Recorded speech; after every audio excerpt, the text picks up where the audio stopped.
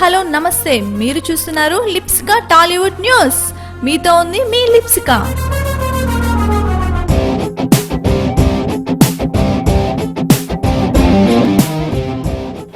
సమంత కళ తీరబోతుంది.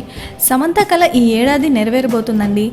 తన సినిమా జీవితంలో ఎప్పటికైనా లేడీ ఓరియంటెడ్ పాత్ర నటించాలనేది ఆమె కోరిక. ఇది కృష్ణవంశీ పుణ్యమా అని నెరవేరుతుంది. ఇప్పటి వరకు లేడీ ఓరియంటెడ్ పాత్రలో అలరించిన అనుష్కకు పోటీగా నిలుస్తుందో లేదో చూడాలి. మరి కృష్ణవంశీ రుద్రాక్ష సినిమాలో సమంత లీడ్ రోల్లో నటిస్తుంది.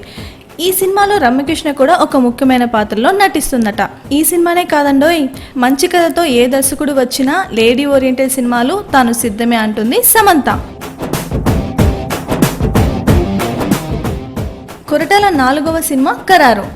ప్రభాస్తో మిర్చి సినిమా చేసి మొదటి సినిమాతోనే సూపర్ హిట్ అందుకున్న కొరటాల శివ రెండో సినిమా మహేష్ బాబుతో శ్రీమంతుడి సినిమా చేసి భారీ విజయాన్ని అందుకున్నాడు.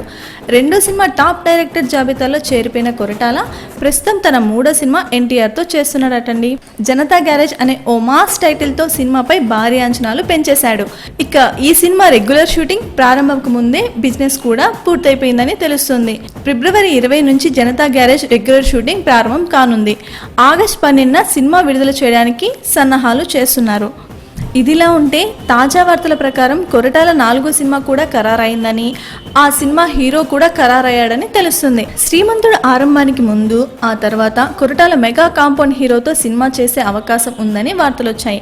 అల్లు అర్జున్, రామ్ చరణ్ ఇద్దరు పేర్లు వినిపించాయి. కానీ ఎందుకనో వీళ్ళిద్దరు ప్రాజెక్ట్ సెట్ అవ్వలేదు.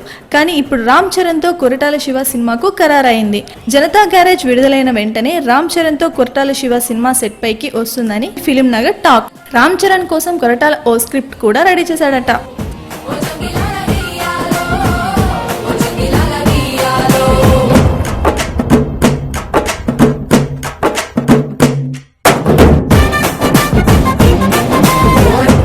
ఓకే వివేస్, మరిన్ని అప్డేట్స్ కోసం watch it Lipsika Tollywood news.